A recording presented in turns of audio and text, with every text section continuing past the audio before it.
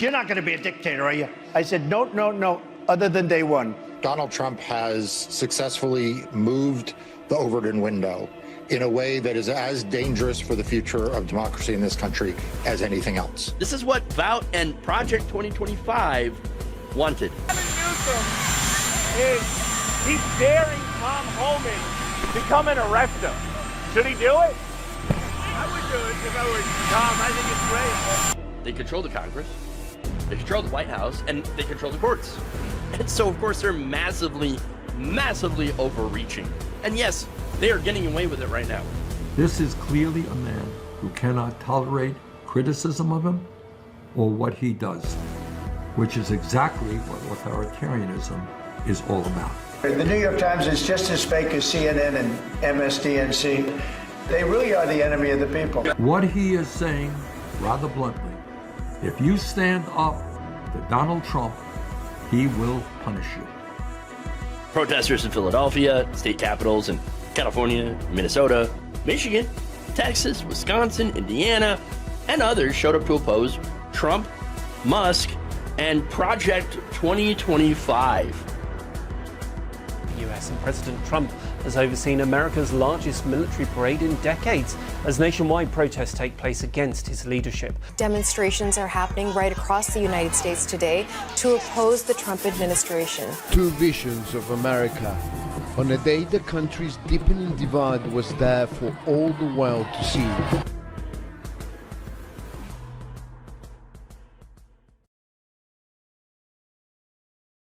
Good afternoon, everybody. Welcome to the show. I'm your host, Jeff Waldorf, and you're watching Logically Left. And boy, we got another news day. A lot of stuff here to talk about. We have Pam Bondi, of course, making BS claims, getting called out for it. It's hilarious, as always. We've got Fox News, a Fox host, losing her mind over Gavin Newsom. Okay, Gavin Newsom's trolling of Donald Trump, which I think is funny, but of course I've got issues with Gavin Newsom, so we'll get into all of that stuff. But you know, he's one of the few people who's actually fighting against Donald Trump. He has taken time out of his busy schedule fighting against trans people, going on, instead of doing that and going on right-wing podcasts, he's actually punching at Republicans for once, and that's nice. That's rare. I love it. So, yes, fun times there. Then I'm going to talk about one of the Texas Democrats that is now literally locked in the Capitol building. Okay. Yes, they have locked in a Texas Democrat into the Capitol building. Why? We'll get into the details. Okay. Really disturbing stuff, as always. Then we have a Republican who is, surprise, shocker, bit of a hypocrite, called for banning congressional stock trades, and then is like, I'm going to do a whole bunch of congressional stock trades. You know what I'm saying? So, yeah, do as I say, not as I do. There's that. And it's even worse because some of the places that he had pulled his money out of, well, they're affected by Trump's so-called Big Beautiful Bill. So we're going to be talking about that. And then we have a progressive who did not win her general election, warning, hey, perhaps moderating after you win your primary is not a good idea after all. I'm proof of it. And so we've got that. I mean, just good advice there. And so we'll get into all of that.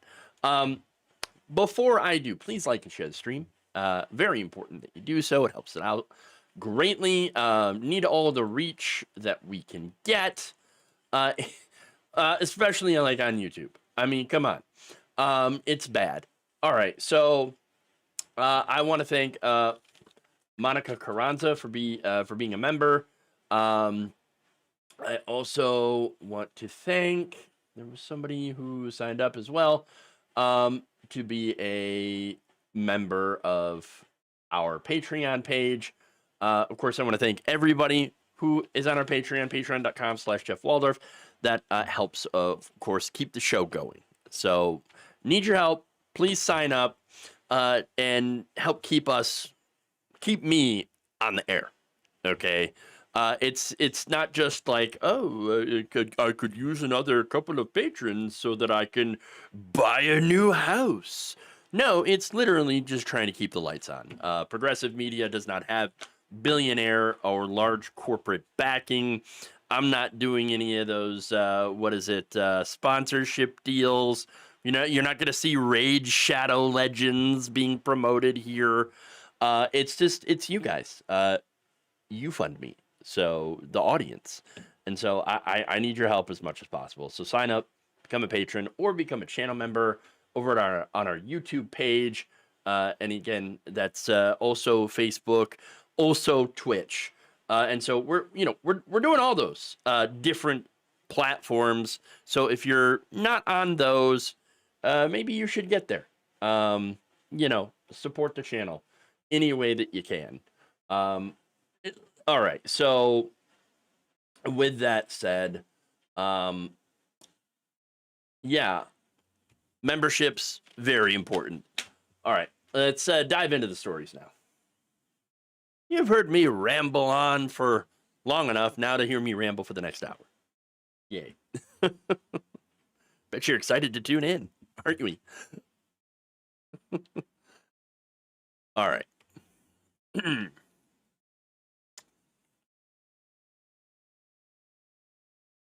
Users on social media are calling BS on Attorney General Pam Bondi's latest claim about the Trump takeover of Washington, D.C. Listen, our law enforcement officers are telling us that people are coming up to them on the street, and they said a lot of people are walking by whispering, saying, thank you, thank you, thank you. They're hearing stories every single night and day of people saying that they feel safe now to walk their own neighborhood where they live because of what our great men and women in law enforcement are doing at the directive of the president. And going out to dinner, according to the president. And going out to dinner. Attorney General. That was Monday's edition of Fox Business, where they don't really talk about business all that much with Larry Kudlow. They're coming up to me. They're thanking me. They're whispering sweet nothings. Okay, thanking me so much for the fascist takeover of D.C. Thank you. They're coming over. They got tears in their eyes. Okay, they're over here. They're crying. Okay, and say, "Oh, thank you, Pam. Thank you. Oh, I appreciate it so much." Bullshit. I'm sure they are. Pam. Come on. No, I don't believe that at all. All right. So, look, last week, Trump, the administration, got rid of DC's sanctuary policies, right? And now ICE is working with the cops because, of course, right? Look, not only that, but Bondi herself had briefly instated Drug Enforcement Administration Chief Terry Cole as their new, get this, emergency police commissioner. Right. Again, all this regime is doing is coming up with fake emergencies and then solving them. I mean, that's all they do. Like, oh, we've got a fake national emergency. Now we're going to have to solve it by creating more problems. No, there is no emergency. And think about that too, right? These are the people who were supposedly against big government coming in and taking over. Remember the whole thing about Obamacare? Right? I don't want government to get in between me and my doctor, but I do want armed government patrols to come sweep my neighborhoods all the time. Really? Yeah. Again, being against big government. And now they're like, big government, come on in, solve a non-existent problem. Yay, we love it. Military patrols, everything. Woo. Ridiculous. Total ridiculousness. Okay. Look, they actually did end up leaving the police chief in charge, right? The DC police chief, sorry. But only after the DC Attorney General Brian Schwab had sued the federal government. So, like, yeah, we don't want to go down that route. Yeah, that could be a problem. Now, that said, let's be honest. The police chief generally is going to go with the rest of law enforcement, federal law enforcement, because Democrats tend to favor law enforcement anyway.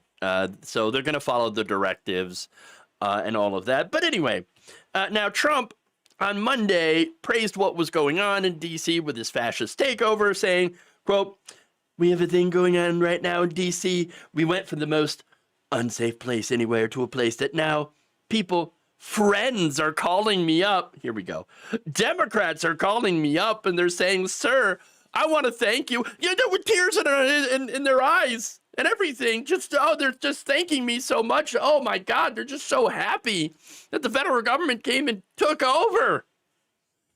Trump also went on to claim that the local restaurants have been busier than they've been in a long time. And of course, like everything else that comes out of Donald Trump's mouth, it's just bullshit. Bullshit. Pure unadulterated crap. Diarrhea coming out of his mouth. I guess it's better than going in, but still, it's bad either way. All right, so let's not go there. Big massive dump. No, please don't. Okay, but anyway, let me give you some details, right? So, for example, the restaurants. How do I know that he's lying about that? Well, it's in the data. Open Table found a 24% drop in DC's restaurant attendance for the week of August 11th through the 17th. That's compared to a similar week the year prior. Yeah, not only that, DC bar owners have also noticed a pretty sizable decline in their businesses. Okay, according to The Advocate, for example, the Crush Dance Bar, which is an LGBTQ plus inclusive business, saw a 75% drop in their business this past Thursday. On Friday, business was just half of what they usually see. Crush's co-owner, Mark Rutstein, told The Advocate, quote, "Washingtonians leaving the city to avoid the chaos on top of a reduction of tourism is crippling small businesses." No kidding. That's exactly what they're doing. Dave Peruzza, who owns gay DC sports bar Pitchers and a league of her own, said he lost an estimated $7,000 in just one night and had noticed that there were fewer people coming in from out of town. Yeah, not a lot of tourism going on here. Shocker. Thursdays, he says, are all local, but Fridays and Saturdays, we get people from out of town. And we just had none of them. It was awful. Well, gee, who would have thought that filling the streets with armed roving thugs would be bad for small business? Look,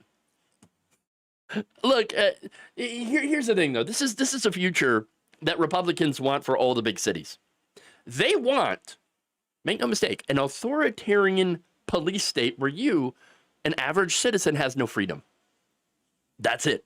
Where people get stopped and profiled simply for not being white. That is what they want. Understand this. If you're going to take anything away from this segment, all the news that's coming out of these federal takeovers is the Republican Party's racist. That's it.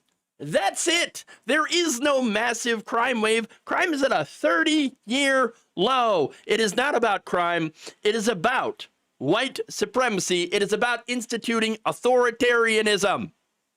That's it. Again, DC and LA are nothing more than testing grounds for a takeover, a Republican fascist takeover of all the democratically led cities in the country. There's a lot of them. Look, Rolling Stone previously reported that the administration has been drawing up their own plans in order to do that. So this is not hyperbole. This is not theory crafting. This is reality. This is what's going on. Now, as far as the people thanking her, that ain't happening. That's not happening. Okay, that is the lie. You got videos going up all over social media of protesters that have come out to show that DC residents are not thanking Pam Bondi at all. They want these federal thugs to get out. Get out. That's the reality of the situation. Now, I've got some social media posts, by the way, of some of the people criticizing Bondi. The End of Day says imaginary people will say anything you want them to say. Exactly. Another says, are these people, are they in the room with us right now, Pam? Exactly. Another says, that's funny, that's the same thing that North Korean officials say. Another said, I heard hundreds of people approach Bondi in the street and ask why she's hiding the Epstein list. Release the Epstein list! And it better not have been edited. And finally, another says, I'll take things that never happened for 500, please. Look, all these responses, yes, they are fun, but what is going on in Washington, D.C., and the plan for other cities, especially cities with large populations of black people, is very, very dangerous and very disturbing. Now, the important thing for me right now is to make sure that their lies continuously get challenged every time they have the temerity to go on Fox News and utter them, which apparently is all the time. So, yeah, I've got a pretty busy rest of my life to worry about when it comes to debunking and pushing back against those lies. But it's a job that I have to do, I guess.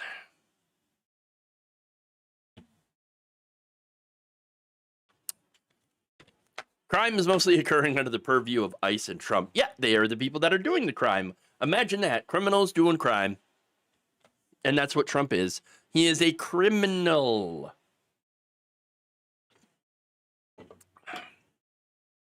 All right.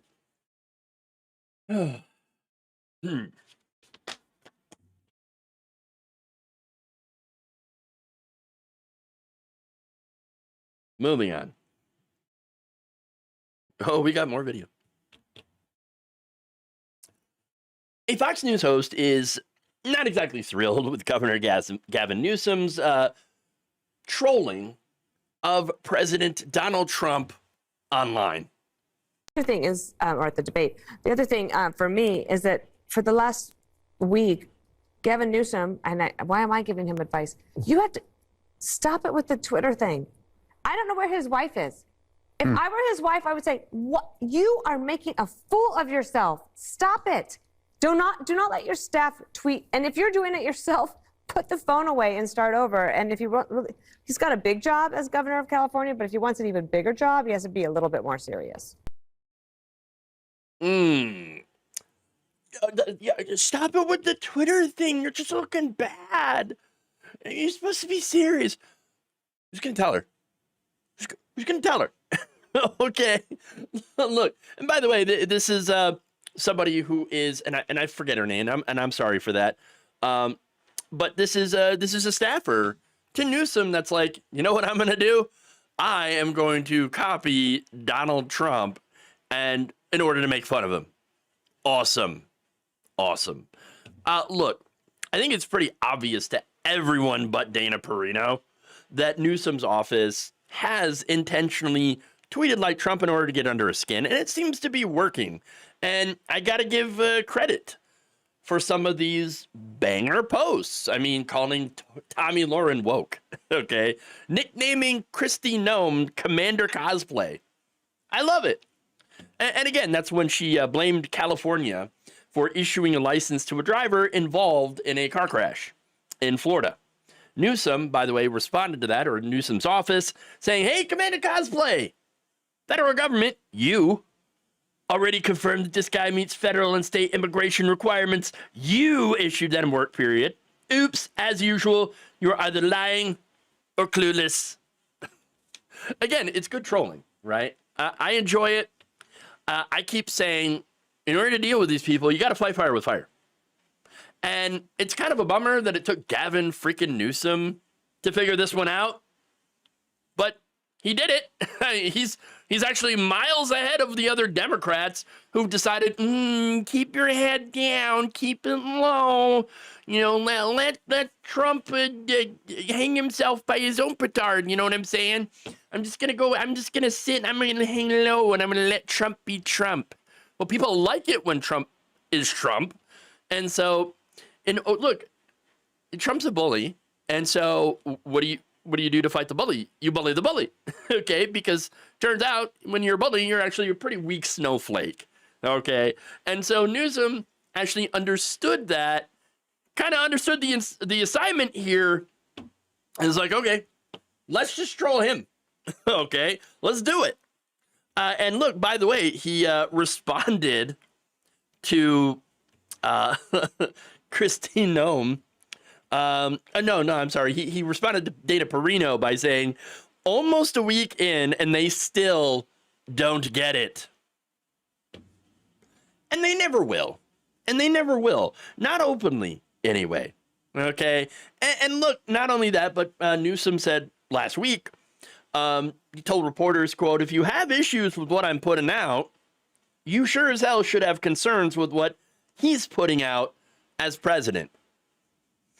That's a fair point. And again, I cannot believe it took this long for a Democrat to finally do something like this. I mean, it took years, and probably a lot of different poll-tested, focus groups.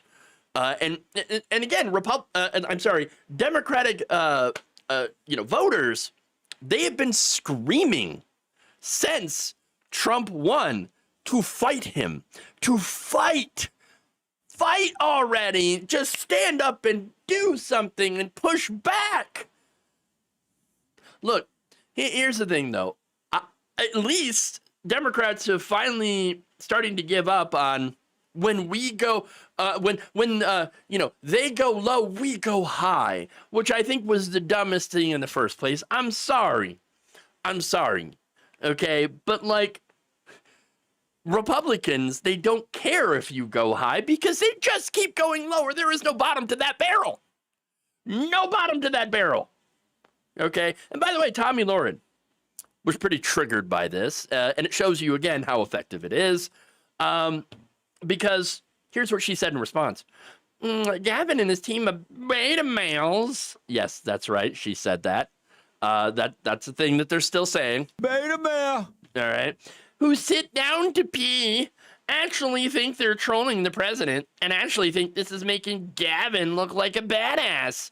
I don't know if it's the weed or the gender neutral bathrooms, but something is wrong over there. Let me tell you what, there's a lot of people on the right that could use, a little bit of puff, pass, okay? Because you got to get that stick out of your ass somehow, all right? That's right, yeah. Now, Newsom's office replied on X, Tommy's account is basically Yelp for toilets now. Again, I do love the responses here, just because they're funny, all right? People are flushing toilets 10 times, 15 times. Yeah, well, especially after Tommy got done with them. Ooh, girl, what are you eating? All right? No, again, she got triggered further by that, by the way, and ended up filming a video about how not upset she was over this whole thing. I'm not mad. I'm not mad at all. What are you talking about? Again, the trolling works. The trolling works because these people, remember, their ideology is basically owning the libs by being horrible people, acting like horrible people. And that's really it. Okay? And so, yes, you got to troll them. And it's how you deal with these people. You mock them. Abject mockery. Because, once again, they do not care if they hurt other people. So you can't appeal to them with empathy. Can't do it. Getting mad at them doesn't work because they like when you get mad. They like when you get triggered. They like when you get upset. So what's left? You make fun of them because they can't handle it. They just can't handle it. And that's one thing that Newsome has done that I actually give him some credit for. And let's be very, very clear.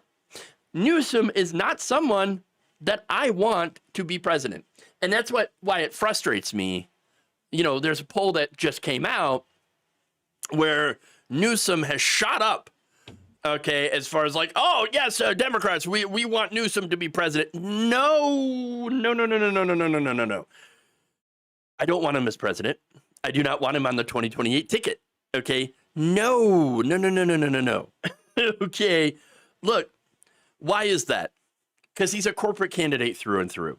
He's going to just continue with the same kind of policies that got us Trump in the first place, okay? Not only that, but he has thrown trans people under the bus. He's thrown homeless people under the bus. I'm not at all interested in that. I mean, look, just last month, he was going on right-wing podcasts, okay? Like Charlie Kirk, for example, where he said that he completely aligns with some of Kirk's gender policies. Or in the Sean Ryan show, he spent 4 hours talking with a right-winger about and agreeing with him on, you know, like, oh, I don't think trans women should be able to participate in sports. Which, by the way, Republicans never cared about protecting women's sports. They're out there throwing sex toys at the athletes that are competing now. Does that look like the actions of people who care about women's sports when you're out there basically throwing these sex toys and trying to demean them for doing sports? I thought you were supposed to care about that. You don't. They never did. Or, you know, poo-pooing on the evidence-based gender-affirming care, which has been proven to save lives, you know, especially children, young people, teens, and, of course, talking about the fake news about schools providing litter boxes to kids, you know, who identify as cats. That wasn't true. Now, in fact, the real reason that there is kitty litter in some of the schools is actually really, really horrifying. It's to clean up the blood from a mass shooter. So anytime some right-wing asshole brings up this, oh yeah, but you got kitty litter in classrooms because, you know, the kids are identifying as cats. That's where this gender insanity has gone.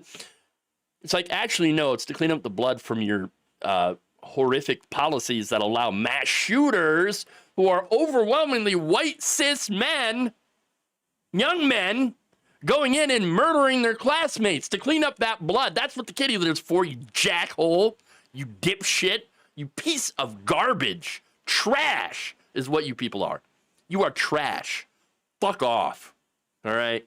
I'm just so pissed off about all of that. All of that.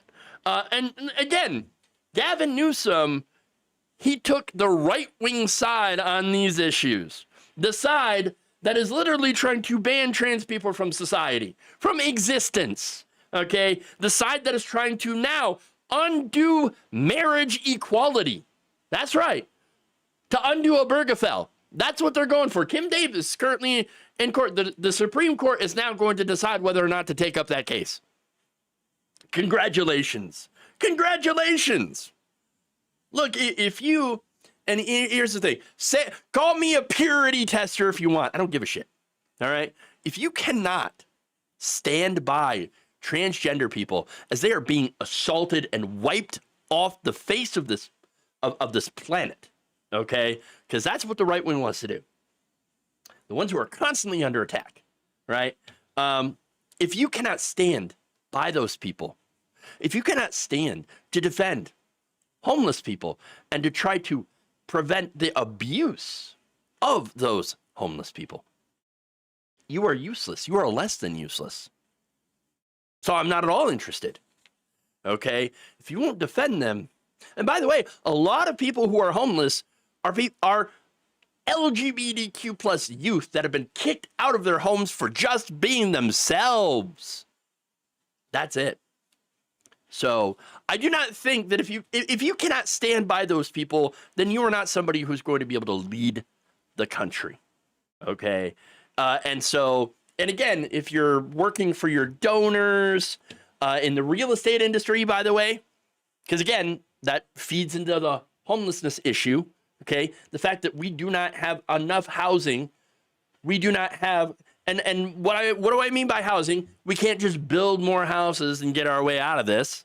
Okay. No, it's that the housing that we have is not, nobody can afford to live. Okay. We have more than enough units that are available to people, more than enough places to live, more than enough houses, more than enough apartments, but nobody can afford them anymore. And that, again, is because of the real estate interests and the corporate interests. Okay. And you got these hedge funds that are buying up all the single family homes and then renting them out to people at increasingly higher prices. That is the real problem here. And Newsome has done absolutely nothing to fix those problems. So look, while I absolutely love the trolling that Newsome is doing, I think that's great. Keep at it, right? Keep it up.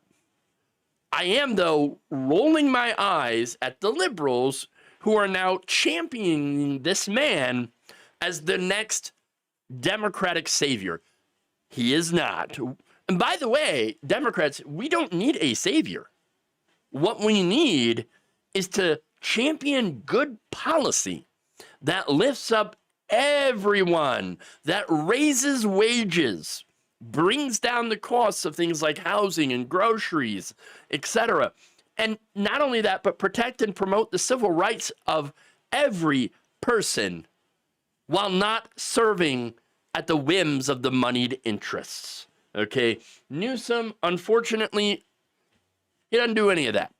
Okay, so at the end of the day, what Newsome is good at is being an attack dog against Donald Trump.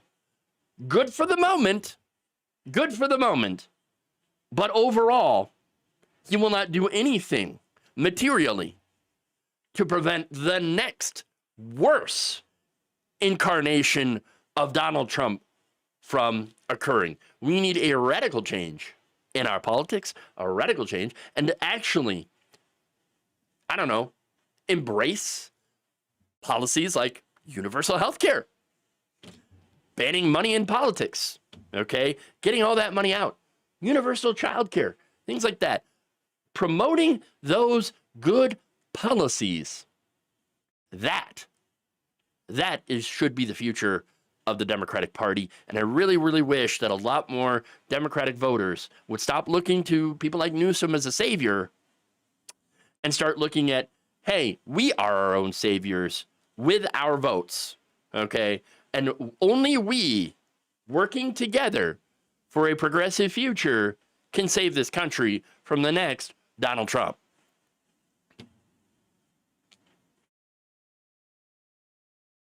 Okay. And there you go.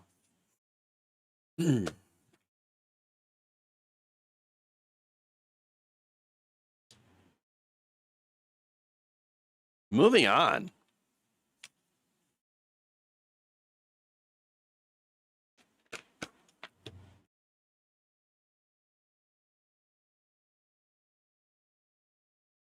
A little heated there.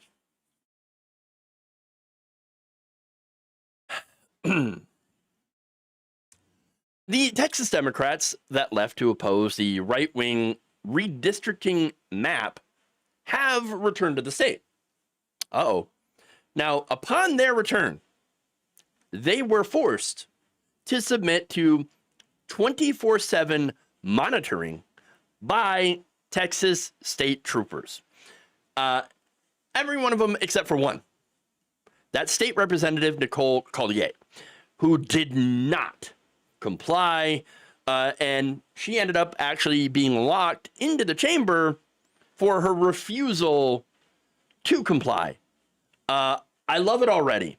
Now, she said in a statement, quote, "I refuse to sign away my dignity as a duly elected representative just so Republicans can control my movements and monitor me with police escort. My constituents sent me to Austin to protect their voices and rights. When I press that button to vote, I know that these maps will harm my constituents, I won't just go along quietly with their intimidation or their discrimination. I love it. So now, she ended up also putting out this video from the chambers.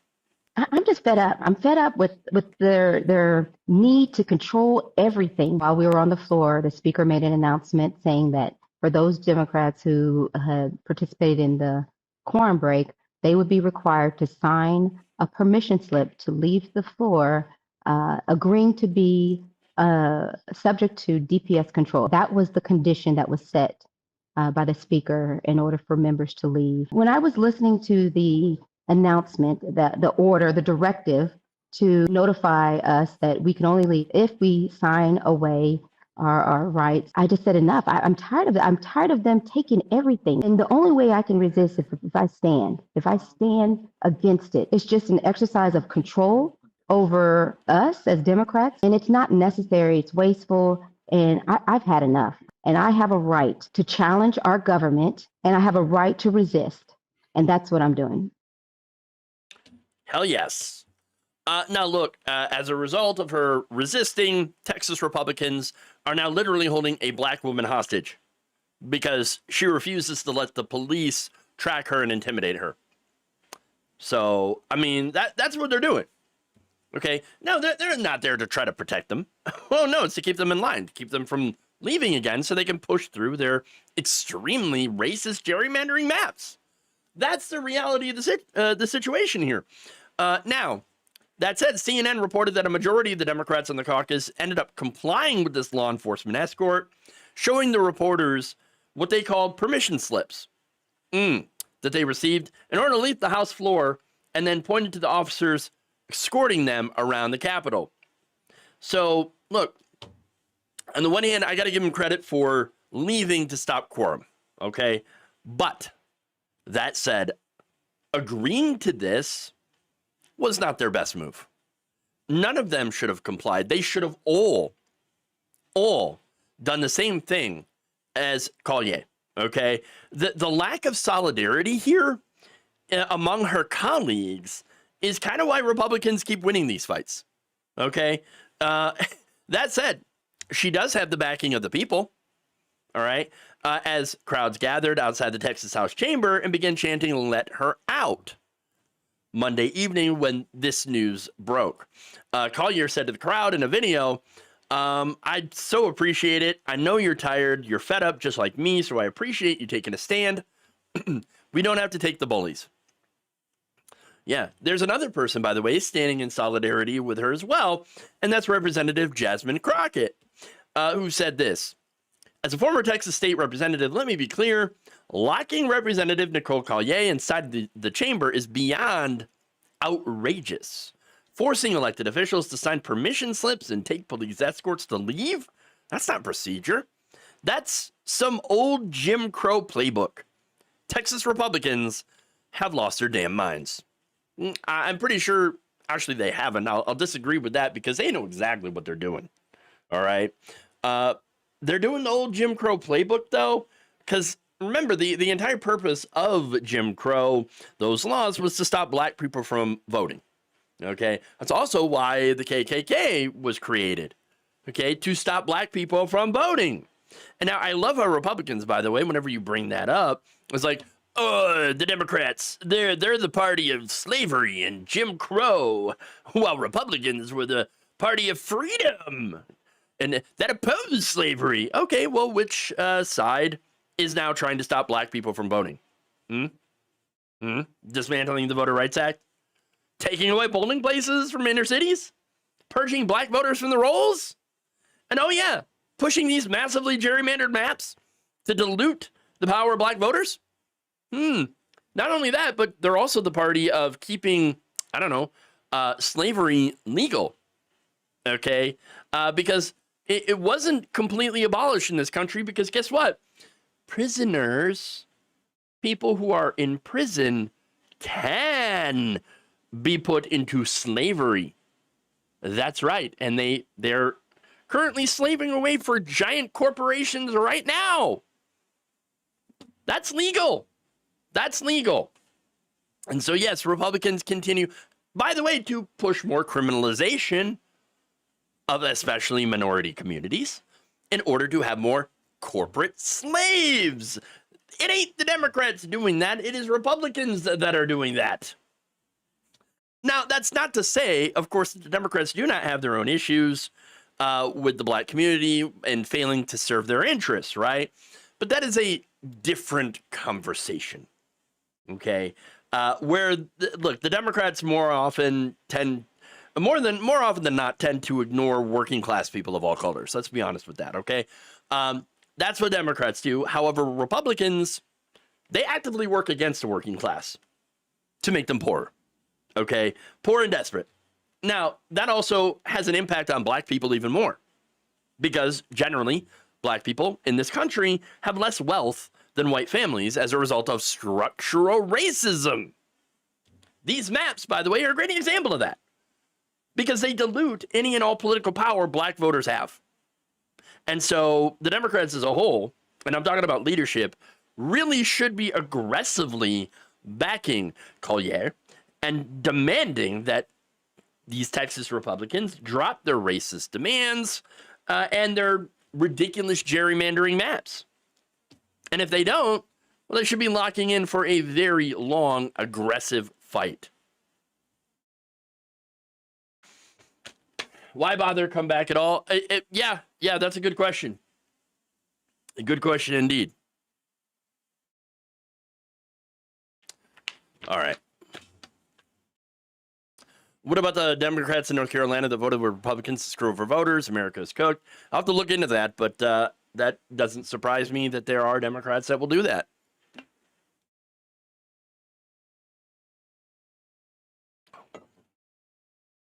Okay. This guy, a Republican Congressman, Rob Bresnan, who campaigned on banning stock trading by lawmakers, was lying. Yeah, I know, big shocker, right? Nobody here should be surprised. No one here should have Pikachu face, but here we go. Now, how do I know he's lying? Well, the guy who ran against congressional stock trades has made 626 congressional stock trades since taking office this year in January. So that's a lot of stock trades. Of course, now that hypocrisy is not the only thing that landed him in hot water, because honestly, we expect hypocrisy. But it is actually a few of his trades that have attracted the most negative attention. You see, soon after a report showed that 10 rural hospitals in Bresnan's state of Pennsylvania were at risk of being shut down as a result of the Medicaid cuts in the big beautiful bill that he ended up voting for, right? The congressman sold between $100,000 and $250,000 in bonds issued by the Allegheny County Hospital Development Authority for the University of Pittsburgh Medical Center. So now the New York Times reported that the sale, actually they reported on the sale a month after it was revealed that Bresnan sold up to $15,000 of stock he held in Centene Corporation, the largest Medicaid provider in the country. You know, it kind of sounds like he was engaging in a little bit of insider trading. Look, as soon as Trump signed the One Big Beautiful Bill Act into law last month, Centene's stock dropped by 40%. So if he hadn't taken his money and put it elsewhere, he would have lost a significant amount of cash. But again, he also, by the way, lied because he voted for this. He had repeatedly said before the vote that he would not vote to cut Medicaid, the safety net. And then, of course, he voted to cut the safety net. Yeah, I know, right? Now, as a result of the $1 trillion in cuts to Medicaid, about 10 to 15 million people are projected to lose their health care coverage. More than 7 1,200 hospitals, particularly those in rural areas, are likely to close due to a loss of Medicaid funding. These hospitals, by the way, rural hospitals, they tend to serve Trump voters, a lot of them. So no surprise in voting for this, Brezhnev hurts his own voters.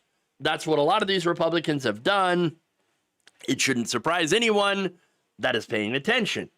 But not only did he know that, he also knew that, because I voted for this, I got to get my money out of the companies that are affected by this bill so that I will not lose any money.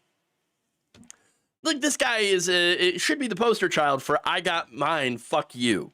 Okay? Because that's exactly what he is doing here. All right? Now, he was called out recently by the group Unrig the Economy, who said that despite his introduction of a bill in May to bar members of Congress from buying and selling stock, with, of course, a caveat that they could keep the stocks they had held before starting their terms in a blind trust. Oh, so you don't have to divest at all. So just buy up as much stock as you want before taking office and then put it in a blind trust and it'll be fine. They said the congressman is the one doing the selling out of Pennsylvania hospitals. Congressman Brezhnev didn't just vote to gut Pennsylvania hospitals. He looked out for his own bottom line before doing it, said on Rig Our Economy campaign director Lee Artel. Hospitals across Pennsylvania could close thanks to his vote, forcing families to drive long distances and experience longer wait times for critical care. Not everyone has a secret helicopter they can use whenever they want. Yeah, this guy has his own chopper. Okay, yes, his own personal helicopter. Amazing. By the way, it's worth about $1.5 million, which he purchased through a limited liability company that he had set up. Of course. Eli Cousin, a spokesperson for the Democratic Congressional Campaign Committee, also told the Times that Brezhnev's stock trading will, quote, define his time in Washington and be a major reason that he will lose his seat. I mean, I don't know about that one. I don't know if Republican voters actually really care too much about that. Even though I'm going to show you polls that just, refute what I just said. Okay. Look, he said, Cousin said, his prolific stock trading is more than just a broken promise. It's political malpractice and a scandal of his own making. So now here's the question, right? Why are so many of our politicians allowed to trade stocks when they're on the job? Why is congressional stock trading even legal? And it's not just Republicans, by the way. Nancy Pelosi literally has Twitter accounts that follow her stock trades because she's such a prolific trader. However, this guy, look, she better watch out. This guy's coming for her crown, okay? Brezhnev recently became one of the most active stock traders in Congress. Look, this man, this entire thing, all right, it needs to be banned. All right. And again, people all across the political spectrum agree. According to a 2023 University of Maryland survey, 86% of the public favor a congressional stock ban, including 87% of Republicans, 88% of Democrats, and 81% of independents. So this should be a slam dunk. Sky high polling numbers, which means, of course, it'll never happen. I mean, come on. Remember the Princeton study where if you have high numbers of people, of voters that, want the government to do something or want the government to ban something, but those same lawmakers personally profit from it, that means it'll never, ever happen. Until we get the money out of politics, we will continue to have congressional stock trading. I can guarantee it. Look, people in Congress are rich, okay? And they want to continue to be rich. And some even join Congress to become rich. George Santos, I'm looking at you. Look, here's the thing about the poorest guy in the Senate is Bernie Sanders. who, by the way, is also a millionaire now because of his best-selling book. Now, Bernie Sanders, though, does not own any stocks. He's got a mutual fund retirement account. That said, Brezdan is clearly there only to cash in. And cash in he has. Very successfully. And hopefully, I mean, maybe I'm getting my hopes up too much, but maybe that hypocrisy might be enough for Republican voters or whatever voters in Pennsylvania to go, okay, that's it. Get him out.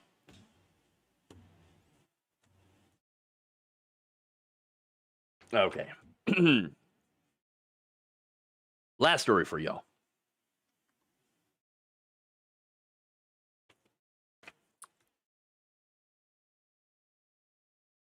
A progressive who lost her general election after tacking to the center is now telling Democrats, don't do what I did.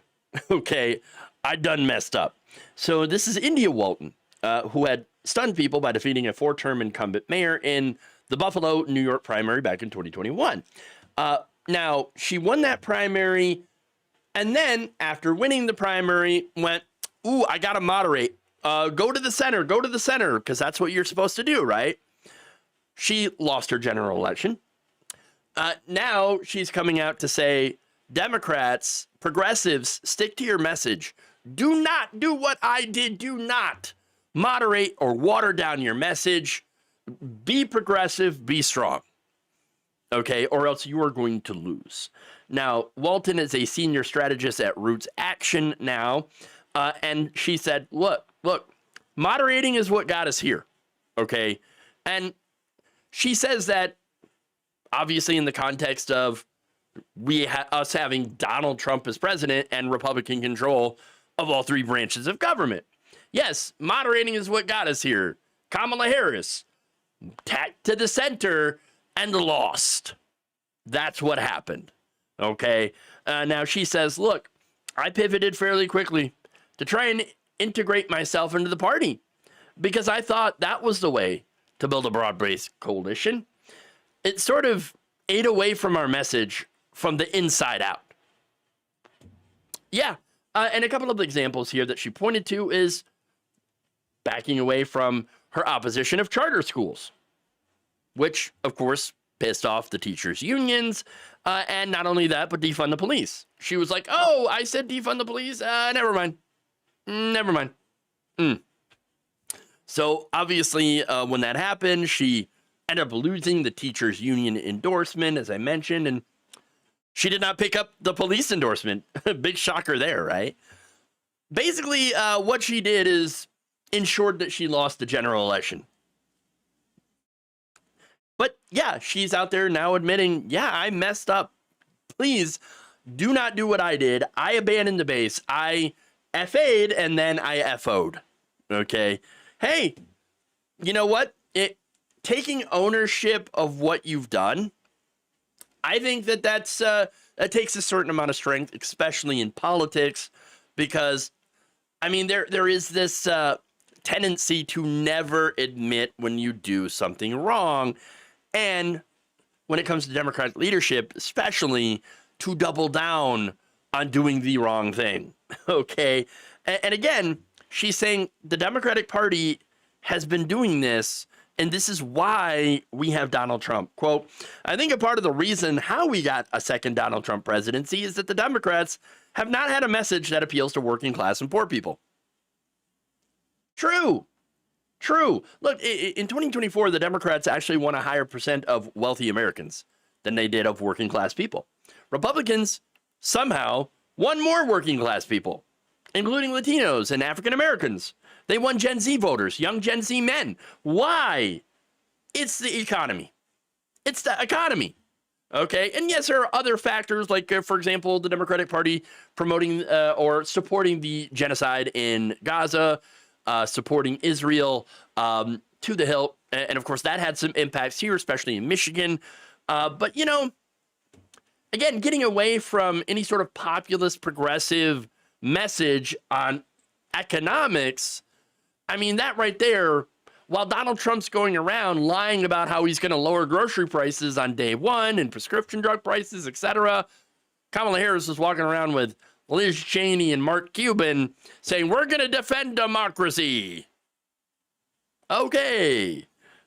So that was a big problem. Okay, big problem. Big reason why they lost. Okay, and yes, of course, racism and sexism, etc., that also exists, obviously. But again, those people wouldn't have voted for a Democrat anyway.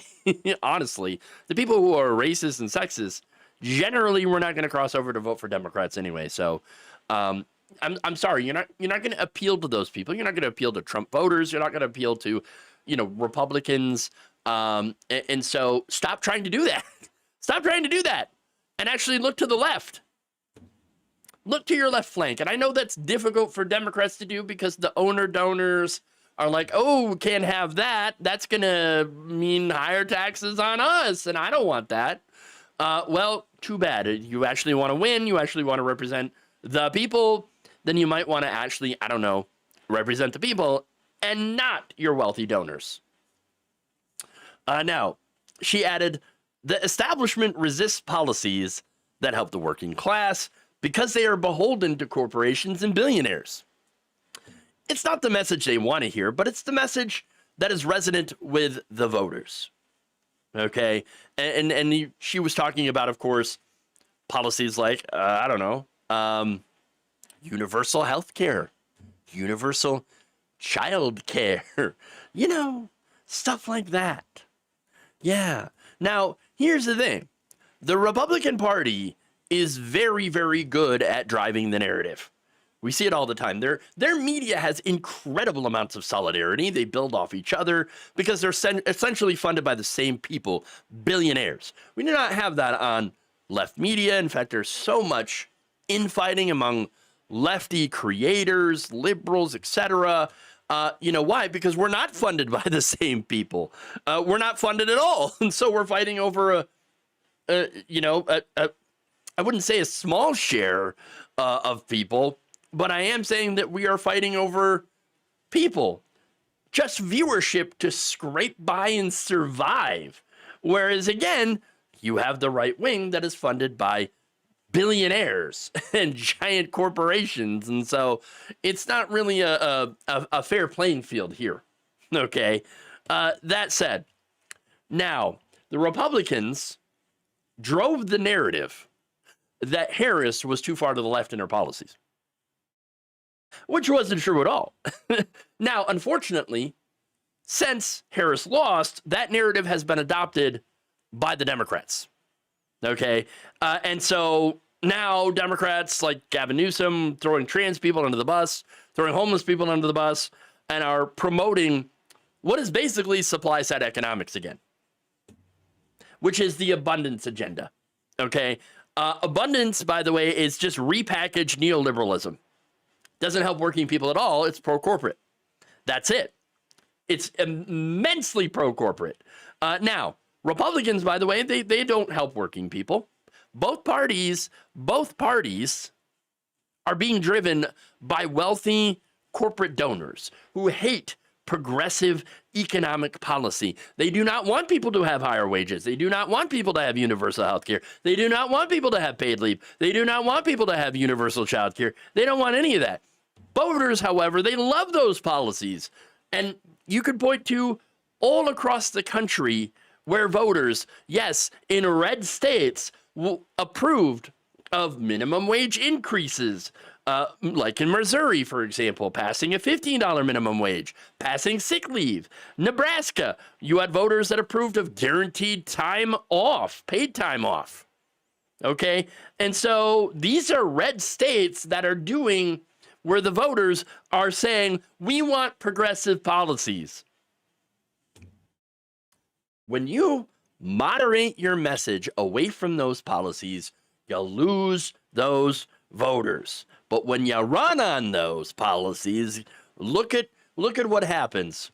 You end up with someone like Zoran Mamdani, who defeated Cuomo in a primary, who is currently crushing in the polls against Cuomo and Adams because he's talking about everyday issues.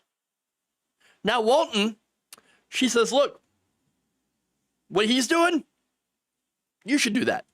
Okay, you do that. Quote, people hear hope and we're going to prioritize working class people.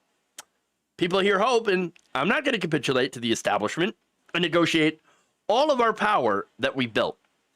This is the right time. Look, I think it's important to share this message, and I appreciate that she is putting this out because she's right. She's right. Okay? This is someone who pivoted to the center and lost, saying, do not repeat my mistakes. Okay? Take a position, take the progressive position, and stay strong with it. Okay? Tell the people you're going to be working for them and not for big corporate interests. And that right there is a winning message.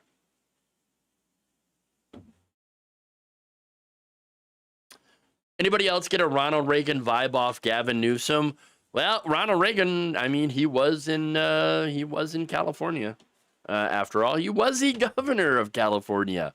And so, yeah, that's a pretty damn good, apt comparison, W. So, I mean, that's really good. To be fair, Republicans have so far to the right that Harris was far left from their point of view. Yeah, I mean, it's the ratchet effect, right? They're ratcheting it to the right consistently, and Democrats have been chasing them. And so, yes, Reagan also sucked.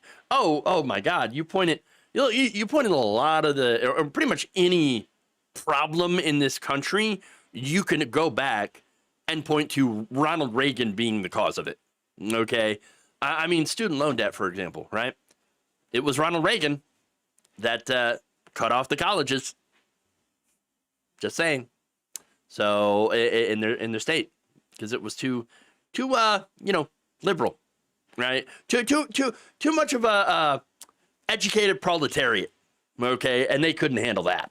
Okay, and again, when it comes to some of the Supreme Court decisions that happened under Reagan's watch, I mean, with the Reagan Supreme Court appointees, allowed the massive flood of money, of corporate money, into our political system. So yes, you could point at pretty much anything that's wrong, that has gone wrong in this country over the last 50 or so years. And it's Ronald Reagan's fault. So I would say worst president ever. Because without Ronald Reagan, Ronald Reagan walked, right, so that Trump could run.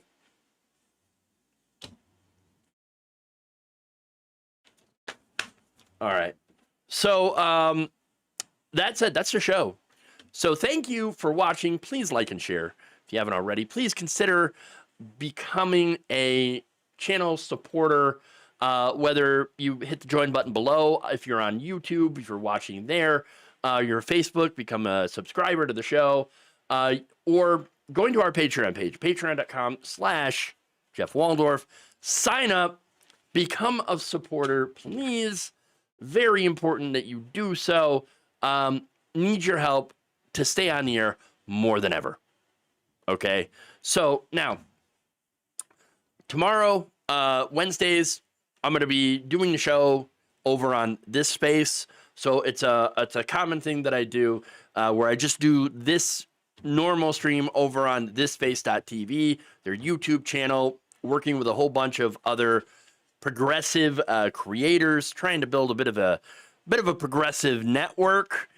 So if you haven't checked out this space, I mean, it's fantastic. There's a lot of great lefty creators that are there. I'm very proud to be on this space. So go check that out. Subscribe. Look, they got a shout out on Majority Report.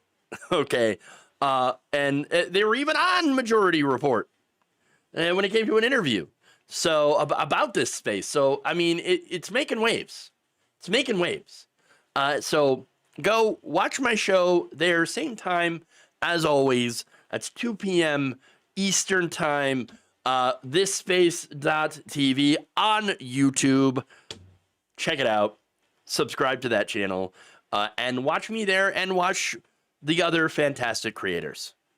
All right. With that said, love you all. We'll see you over at This Face tomorrow. And remember, change begins with you.